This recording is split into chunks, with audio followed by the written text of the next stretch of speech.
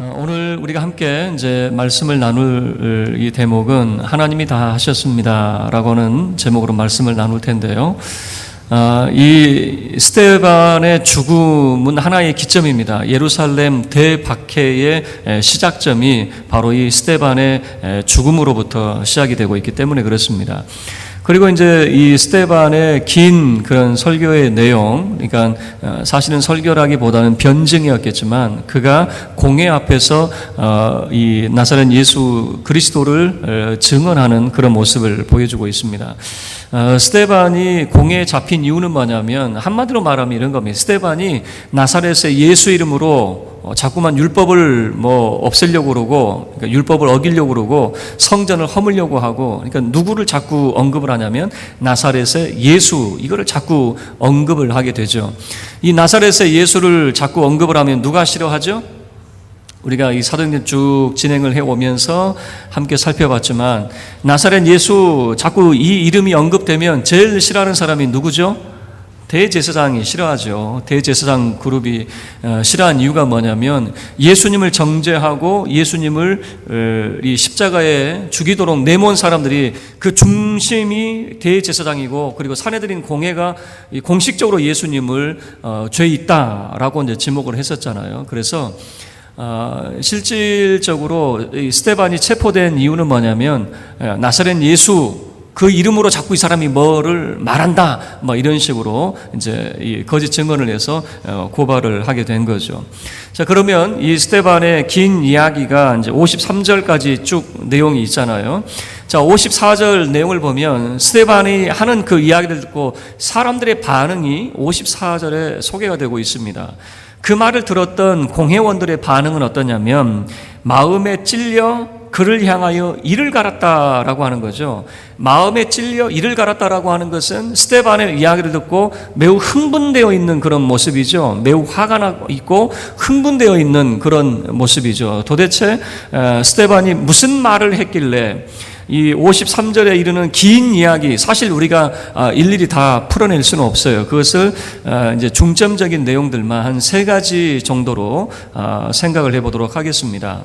자, 첫 번째 이제 내용은 뭐냐면 유대인들의 그런 자긍심이 있습니다. 유대인들의 자긍심은 뭐냐면 우리가 이렇게 했습니다라고 하는 것이죠. 예를 들면 성전의 위용을 보세요. 그 성전의 위용을 보면 이 성전을 누가 지금 짓고 있느냐? 우리가 했다 그 말입니다. 누구 손으로 했냐? 우리 손으로 했다라고 하는 그런 자긍심이 그들에게 있는 것이죠.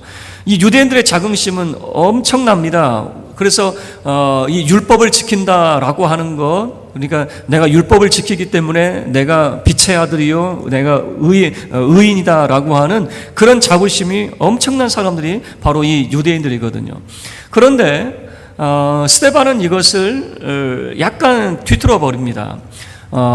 이제 우리나라에서도 한번 생각을 해봤는데 우리나라의 민족의 영웅 어떤 분들일까? 한 2명만 대충 들자면 세종대왕 또는 이순신 장군, 이렇게 제가 두 부분을 대면 어때요? 여러분들은 두말할 것 없이 그분들이야 우리가 인정할 수 있겠다라고 하는 거죠.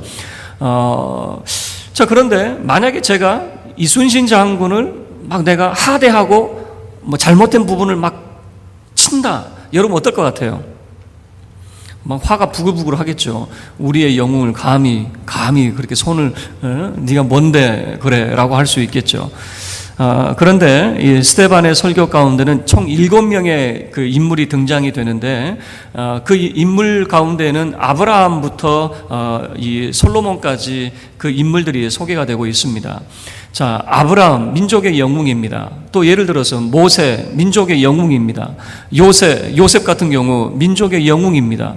자, 이런 사람들 유대인들이 생각할 때는 이런 거죠.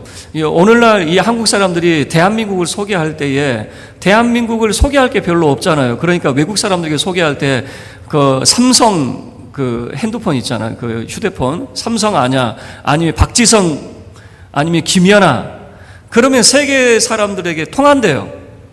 요즘은 또 한 사람 더 추가됐죠. 손흥민, 요즘에 우리나라는 운동선수가 이렇게 통하는 것 같아요, 세계적으로. 이렇게 말을 한다는 거예요. 그러면은 세계 사람들이, 대충 알겠다, 이렇게 반응을 보인다는 거죠. 자, 이름을 대면 알만한 사람들이 아브라함, 그리고 요셉, 모세, 이런 사람이라 그 말입니다. 그런데 유대인들은 무슨 자긍심을 가지고 있냐면 이 사람들 전부 다 우리에게 있어서 믿음의 모델이 되는 거란 말이에요. 믿음의 모델. 아브라함 같이 훌륭한 분, 이런 사람이 우리의 조상이다. 요셉과 같이 정말 이 애굽에서 성공한 분, 이런 분들이 우리의 조상이다.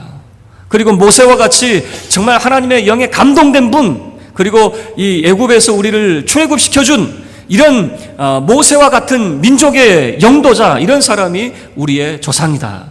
그런 자부심을 가지고 있는 거예요. 그러나 스데반의 그런 설교 가운데 내용들을 들여다보면 과연 그분들이 우리의 자랑거리가 될 수 있을까? 자, 이런 겁니다. 왜 우리가 자랑을 하냐면 내가 뭔가를 했다라고 하는 것이 우리의 자랑이 된단 말이에요. 그러나 스데반의 설교 가운데 유심히 들여다보면, 자, 아브라함의 경우를 보더라도 아브라함이 자기가 작정하고 가나안 땅에 왔느냐? 그는 원래 가나안으로 치면 그는 이방인이에요. 갈대아인의 우르라고 하는 지역에서 살던 사람이었어요. 이 우르라고 하는 지역에 살던 사람을 하나님께서 너의 고향 본토 친척을 떠나 내가 지시할 땅으로 가라 그랬죠. 그래서 이 아브라함이 하나님이 지시할 땅으로 갔다라고 하는 것이죠. 이 말은 무엇이냐면 아브라함 자신이 선택해서 가나안으로 간 것이 아니라 하나님이 그를 이끌고 있었다라고 하는 것을 보여주고 있는 것이죠. 자, 요셉의 경우를 놓고 한번 보죠.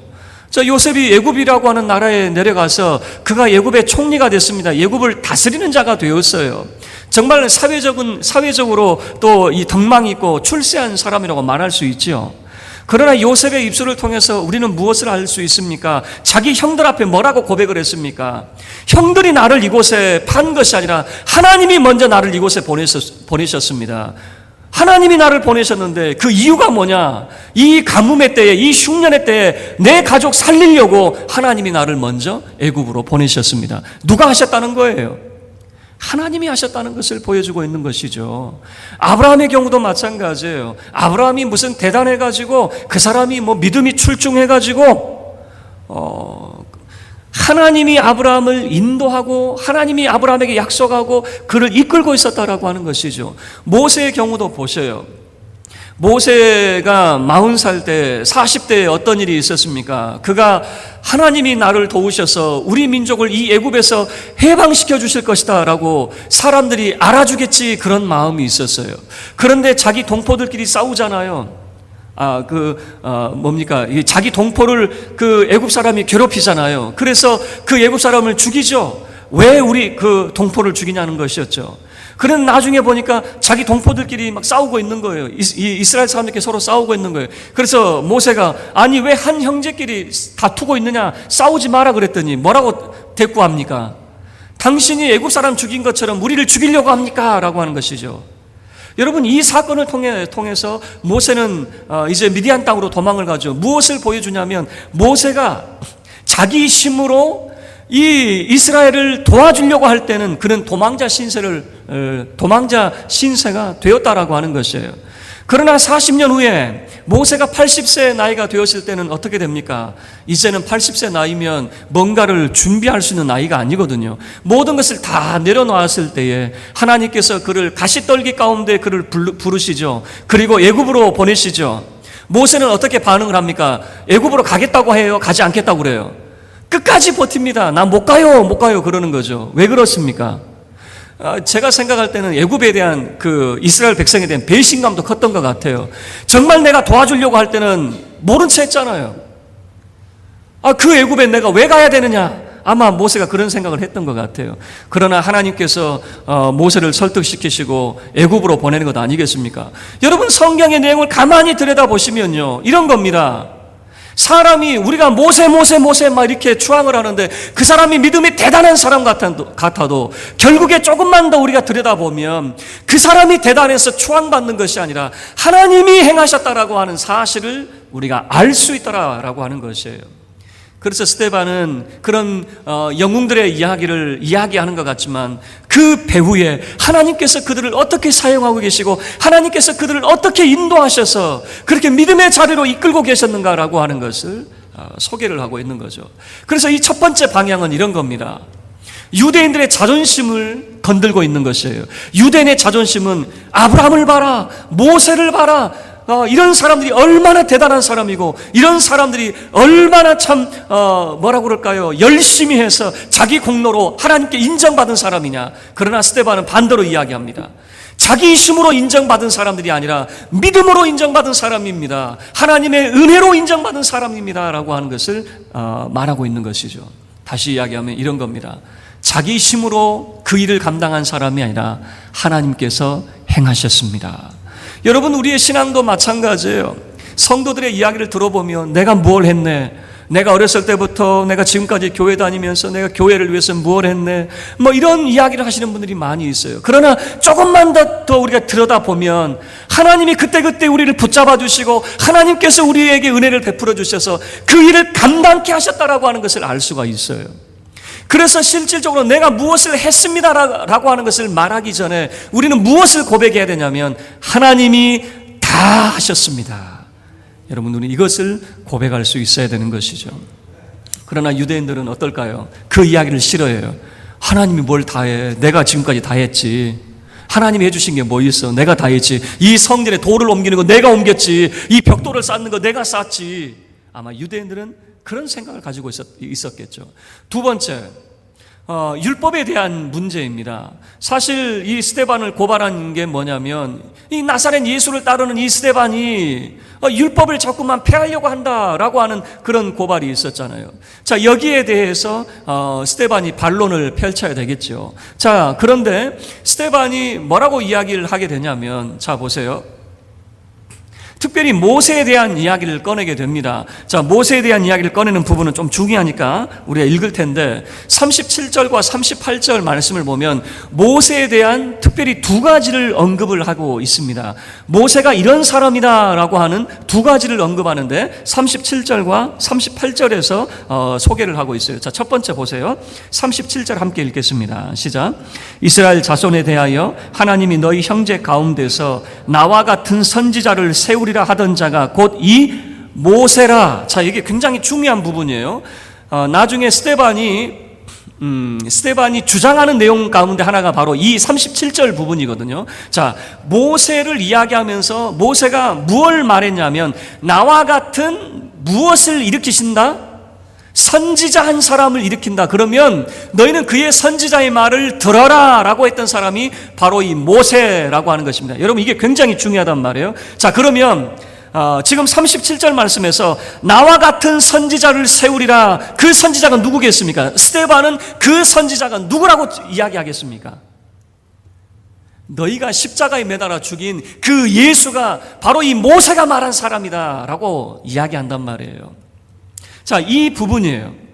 스데반이 지금 주장하는 이야기가 뭐냐면 모세가 분명히 뭐라고 이야기했냐면 나와 같은 선지자 한 사람을 하나님이 일으키실 터인데 너희는 그의 말을 거절하지 말고 잘 들어야 된다라고 했는데 바로 그 나와 같은 선지자가 바로 예수라고 하는 것이고요. 자, 38절 말씀 보세요. 두 번째 모세가 무엇을 말했느냐라고 하는 거예요. 자, 무엇을 했느냐? 38절 함께 읽겠습니다. 시작. 신의 산에서 말하던 그 천사와 우리 조상들과 함께 광야 교회에 있었고 또 살아있는 말씀을 받아 우리에게 주던 자가 이 사람이라. 모세는 어떤 사람이냐라고 물어보면 하나님의 살아있는 말씀을 받아서 우리에게 준 사람이다. 이 두 가지를 지금 언급을 하고 있는 겁니다. 자, 그러면 이것이 예수님에게 어떻게 적용이 되냐면 보세요. 나와 같은 선지자를 일으키실 것이다. 바로 그분이 너희가 십자가에 매달아 죽인 예수였다라고 하는 것이고, 그리고 하나님의 살아있는 말씀을 우리에게 전해준 자가 모세였듯이 그 예수님도 우리에게 살아있는 하나님의 생명의 말씀을 전해주셨는데, 그러나 사람들의 반응은 어떠했느냐? 모세 시대로 이제 들어가서 너희가 율법에 대해서 자꾸만 이야기하는데 자 봐라 이렇게 이야기하는 겁니다. 모세가 시내산에서 하나님의 율법의 말씀을 받고 있을 때 산 아래에서 백성들은 무엇하고 있었느냐? 무엇하고 있었죠? 그 다음 부분이 소개하고 있는 거예요. 황금 송아지 만들고 있었습니다. 금 송아지 만들어 놓고 그들은 하나님을 배반하고 있었다라고 하는 것을 보여주고 있는 것이죠. 지금 그래서 스데반이 이제 이야기하는 것은 이겁니다. 하나님의 살아있는 그 말씀을 받고 있을 때에 너희들은 뭐 하고 있었느냐? 마치 이렇게 역공을 펼치고 있는 거예요. 너희가 십자가에 매달려 죽인 그 예수가 바로 모세가 말한 그 선지자였고, 그가 생명의 말씀을 전할 때 너희 뭐 하고 있었느냐? 너희는 그의 말씀을 듣지 않고 오히려 너희는 우상 숭배하는 그런 모습으로 하나님을 배반하고 있었다라고 하는 역공을 펼치고 있는 것이죠. 자, 두 번째, 이 율법에 대한 문제였다면, 세 번째는 성전에 대한 문제이죠. 사람들이 스데반을 어떻게 고발했냐면은, 이 스데반이라고 하는 사람이 예수 이야기하면서 성전을 허문다라고 이야기한다라고 하는 거죠. 유대인들의 자존심이 뭐냐면 바로 이 성전입니다. 성전은 바로 하나님이 계신 하나님의 집이라고 하는 그런 개념을 가지고 있잖아요. 이 성전에 대해서도 이제 스데반이 이야기를 하는데, 원래 모세가 증거의 장막을 만들었죠. 그런데 이 증거의 장막은 다윗 때까지 있다가 다윗이 하나님 앞에 소원 하나를 갖게 되죠. 하나님, 내가 이렇게 좋은 집에서 사는데 하나님의 집은 저 초라한 장막에 있는데 내가 하나님의 집을 지어드리고 싶습니다 라고 하는 그런 소원이 있었죠. 그런데 하나님이 어떻게 답변을 하십니까? 너는 네 손에 피를 너무 많이 묻혔어. 이 말은 뭐냐면 전쟁을 통해서 너무 많은 사람을 죽였다는 것이죠. 그래서 너는 할 수 없고 너의 아들을 통해서 성전을 짓는다라고 하는 것이죠. 그래서 그 성전을 짓는 사람이 누구냐면 솔로몬 때 가서 성전을 짓게 되죠. 그런데 여러분, 성경은 너무 재밌는 게 뭐냐면 솔로몬이 성전을 지었지만 성전을 위한 모든 준비는 다윗이 다 해놓은 거예요. 예를 들어서 성전의 설계도 누가 가지고 있었냐면 다윗이 가지고 있었어요. 우리가 생각할 때는 솔로몬이 성전을 지었으니까 그 설계 도면을 이 솔로몬이 갖고 있었다고 생각하지만, 성경 내용을 보면 다윗이 그 설계 도면을 가지고 있었어요. 그리고 성전을 지을 수 있는 모든 그 제목들이 있죠. 성전에 들어가는 뭐 나무라든가 뭐 기물이라든가 이런 거, 금이라든가 이런 거 있죠. 그 산더미처럼 쌓아놓은 사람이 누구냐면 다윗이었어요. 왜 그러냐면, 예를 들어서 이런 거죠. 성전이 앞으로 어떤 모습이 될지 모르는데 뭐 아무렇게나 모아놓으면 그거는 별 의미가 없잖아요.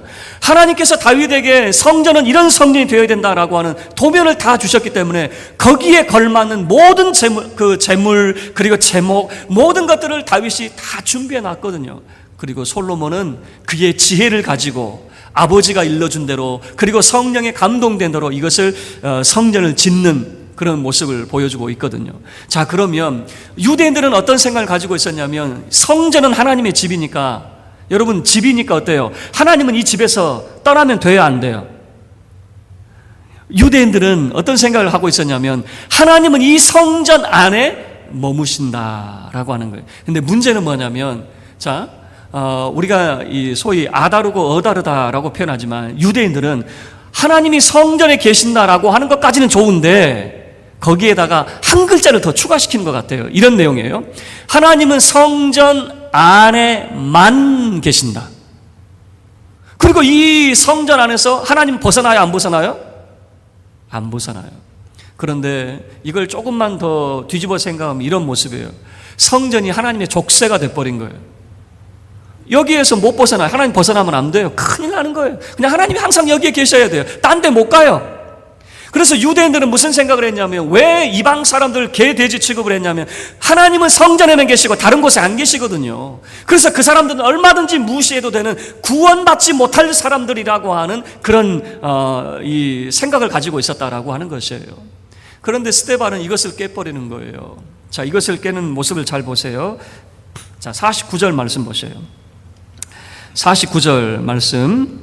자, 48절은 제가 읽고 49절 우리 함께 읽겠습니다. 시작. 48절 제가 읽습니다. 그러나 지극히 높으신 이는 손으로 지은 곳에 계시지 아니하시나니 선지자가 말한 바. 49절. 주께서 이르시되 하늘은 나의 보호자요 땅은 나의 발등상이니 너희가 나를 위하여 무슨 집을 짓겠으며 나의 안식할 처소가 어디냐. 지금 이 이사야 선지자를 통해서 무엇을 말하고 있냐면, 하늘이 하나님의 보호자고 땅이 하나님의 발등상인데 너희가 나를 담을 수 있는 집을 짓는다고? 여러분, 이게 가능하다는 말이에요? 불가능하다는 말이에요? 그럼 불가능하다 그 말입니다. 다시 이야기하면, 하나님은 하늘과 땅에 충만해 계시는 분인데 그분을 이 조그만 집안에 이 조그만 예루살렘 성전 안에만 하나님을 가둘 수 있다? 그 생각 자체가 잘못됐다라고 하는 것을 말하고 있는 것이죠. 그러나 이 당시에 수많은 유대인들은 무슨 생각했냐면, 하나님은 이 예루살렘 성전 안에만 머물시고 절대 나가지 않습니다 라고 하는 거예요. 많은 오늘날의 그런 신앙하는 사람들도 무슨 생각을 가지고 있냐면, 하나님은 교회 안에만 계십니다. 교회 밖에는 절대 출입하지 않습니다. 여러분, 어찌 하나님이 교회 안에만 머무시고 교회 밖에는 없습니까? 왜 여러분의 가정과 여러분의 일터 가운데는 하나님이 안 계십니까?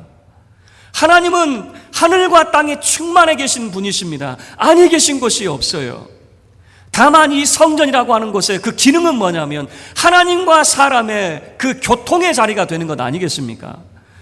거룩하신 하나님, 그리고 인간은 죄악 가운데 서로 등지고 있는 것입니다. 서로 원수가 되어 있는 그런 상태였어요.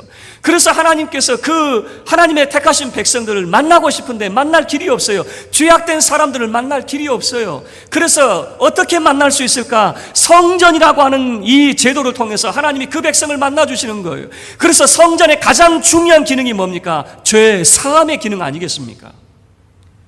죄를 가지고 있는 사람과 하나님이 서로 만날 수가 없어요. 교통할 수가 없어요. 그래서 이 성전이라고 하는 것을 통해서 하나님이 그들의 죄를 사해 주시고 그 백성을 하나님께서 만나 주시는 바로 이 교통하는 자리가 성전이지, 성전 안에 하나님을 이곳에 꼭 모시고 다른 데 못 가요?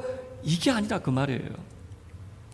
스데반의 안목이 여러분 그 당시 사람들과는 얼마나 달라져 있었는가라고 하는 것을 보여주고 있는 겁니다.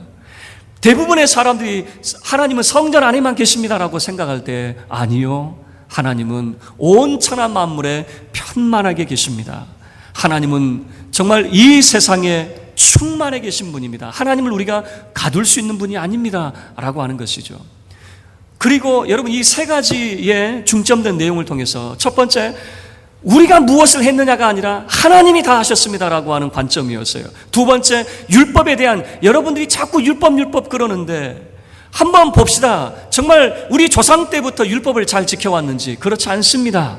그리고 성전에 대해서 하나님이 성전 안에만 계신다고 이야기하는데 천만의 말씀이요. 자, 그리고 이제 51절부터 이제 스데반이 역공을 펼칩니다. 왜 사람들이 스데반에게 이를 갈았는지 그 내용이 잘 소개가 되고 있어요. 자, 51절 말씀 보세요. 함께 읽죠. 시작. 목이 걷고 마음과 귀에 할례를 받지 못한 사람들아, 너희도 너희 조상과 같이 항상 성령을 거스르는도다. 52절 시작. 너희 조상들이 선지자들 중에 누구를 박해하지 아니하였느냐? 의인이 오시리라 예고한 자들을 그들이 죽였고, 이제 너희는 그의 의인을 잡아준 자요 살인한 자가 되나니. 53절. 너희는 천사가 전한 율법을 받고도 지키지 아니하였도다 하니라. 지금 스데반의 말이 뭐냐면 이 모든 것을 다 종합해가지고 이렇게 말을 하는 겁니다. 자, 너희 조상은 어떤 사람들이냐? 너희 조상들은 그 의인이 오시리라 라고 하는 선지자를 다 잡아 죽였는데, 이게 너희 조상인데, 그리고 너희 모습도 어떠냐? 실제로 그 의인이 오셨어요. 모세가 말한 그 선지자가 오셨어요. 그런데 그의 말을 듣기는커녕, 그가 전하해준 생명의 말씀을 듣기는커녕 오히려 너희는 그를 잡아준 자요 살인자가 되었다라고 이야기하는 거죠. 자, 다시 이 말을 들었을 때에 지금 공회원들은 어떻습니까? 예수가 죄인이다라고 로마에 넘겨줬는데, 지금 스데반이, 여러분 소위 이 말은 뭐냐면 금기어 같은 거예요. 사도들이 예수를 이야기해서도 이렇게까지 공격은 하지 않았어요. 너희들이 살인자다 이렇게까지 대놓고 공격을 하지는 않았는데, 그리고 말을 하더라도 이런 거죠. 그냥 뭐라고 그럴까요? 우리로 이야기하면 뒷담화 정도지 이렇게 대놓고 말은 하지 않았거든요. 사도들도 이렇게 말하지 않았는데 스데반이 이렇게 말을 하니까 어떻습니까? 대놓고 지금 너희들이 바로 이 예수를, 의로운 예수를, 하나님의 아들 그리고 그리스도를, 그리고 모세가 말한 그 선지자를 죄인으로 만들고 너희들이 그 로마 사람에게 넘겨준 자 아니냐, 이렇게 대놓고 공격을 하니까 막 이를 갈고 있는 것이죠. 그리고 이제 막 화가 나 있는데 거기에다가 기름을 붓는 사건이 뭐냐면, 스데반이 하늘을 쳐다보더니 그가 하는 말, 이제 이것 때문에 소위 이제 이 불 가운데 기름을 붓는 격이 돼버리거든요. 스데반이 뭐라고 말씀하시는지 보세요. 자, 56절 말씀 보실래요? 56절 함께 읽겠습니다. 시작. 말하되 보라, 하늘이 열리고 인자가 하나님 우편에 서신 것을 보노라 한데, 여러분 여기서 인자가 누구일까요? 예수님이, 지금 하나님 보좌 우편에 예수님이 서 계신 것을 내가 본다라고 하는 것을 지금 그가 말을 하고 있는 것이죠. 그러니까 지금 스데반은 자기가 지금까지 했던 그 모든 논의가 확실하다라고 하는 것을 열린 하늘을 통해서 그가 말을 하고 있는 겁니다. 여러분이 열린 하늘은 모두가 볼 수 있는 것이 아니잖아요. 그 열린 하늘을 통해서 하나님의 영광의 보좌가 비춰주는 것이고, 그 영광의 보좌 그 옆에 예수 그리스도가 서 계시는 그 모습을 보고 있는 것이죠. 그리고 스데반이 이렇게 말하는 거, 그렇게 말하는 이유가 뭐냐면, 내가 너희에게 말한 바로 그 의인, 그가 바로 나사렛의 예수였다라고 하는 것이고, 지금 내가 내 눈으로 그분을 바라보고 있다라고 하는 것이죠. 그러니까 유대인들은 이제는 막 길길이 날뛰는 겁니다. 이제는 이것을 이제 확실한 신성 모독으로 이제 몰고 가는 것이죠. 그 분노가 어떻게 나타나냐면, 당장에 스데반을 잡아다가 돌로 쳐 죽이는 것이죠. 그리고 그 현장에 누가 있었다고 이야기하냐면, 사울이라고 하는, 여러분이 아는 바울이라고 하는 사람이 그 현장에 있었다라고 하는 것을 보여주죠. 그러나 스데반은 죽어가면서 이렇게 이야기합니다. 내 영혼을 주 예수께 의탁하면서 그는 이렇게 마지막 이 60절 말씀에 이렇게 이야기하죠.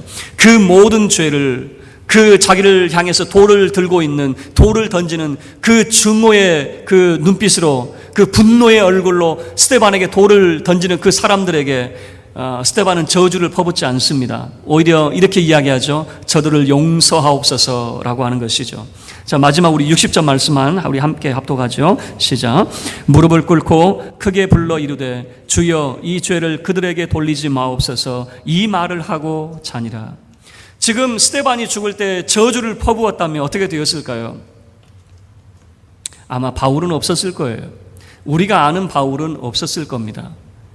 아마 하나님의 진노와 징계가 그 스데반에게, 돌을 들었던 사람들에게 임하였을지도 몰라요. 그러나 스데반은 이렇게 이야기합니다. 저들의 죄를 사하여 주옵소서라고 하는 것이죠. 저들의 죄 가운데에는 누가 포함되어 있냐면 사울도 포함되어 있다 그 말입니다. 사울이라고 하는 이 청년이, 우리가 알고 있는 바울이라고 하는 이 사람이 그 죄인들 가운데 포함이 되어 있다라고 하는 것입니다. 스데반은 그들 향해서 증오하거나 저주하지 않습니다. 오히려 저들을 용서하옵소서라고 하는 표현을 하게 되는 거죠. 자, 말씀을 마치도록 하겠습니다. 유대인들이 왜 이렇게 길길이 날뛰고 분노하는지, 그들은 이런 사상에 너무 젖어 있어요. 공로주의 사상에 너무 젖어 있어요. 내가 무엇을 한다, 내가 하나님을 위해서 이만큼 내가 해왔다, 내가 성전도 이렇게 지어왔다라고 하는, 내가 무언가를 해왔다라고 하는 공로주의에 너무 그들이 몰입을 하다 보니까 하나님의 은혜에 대해서는 전혀 보이지 않는 것입니다. 왜 그들이 예수님을 못 알아봤냐라고 물어본다면, 너무 공로주의에 치중해 있다 보니까 성전을 자랑하고 있는 그런 눈이 결국에는 하나님의 아들 되시는 예수 그리스도를 보지 못하게 만들고 있다라고 하는 것이에요. 여러분, 우리가 우리 자신을 돌아보면서 항상 고백해야 될 그런 신앙의 고백 중에 하나가 뭐냐면, 하나님이 다 하셨습니다라고 하는 신앙의 고백입니다.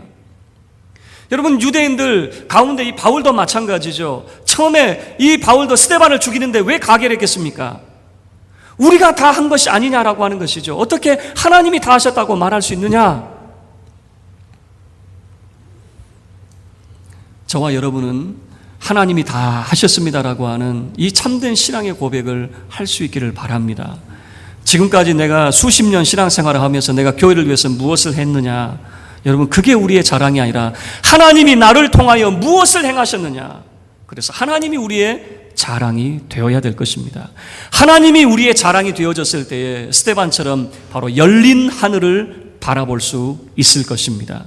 그 열린 하늘 가운데 하나님 보좌 우편에 우리를 바라보시며 서 계시는 바로 예수 그리스도를 우리가 볼 수 있겠죠.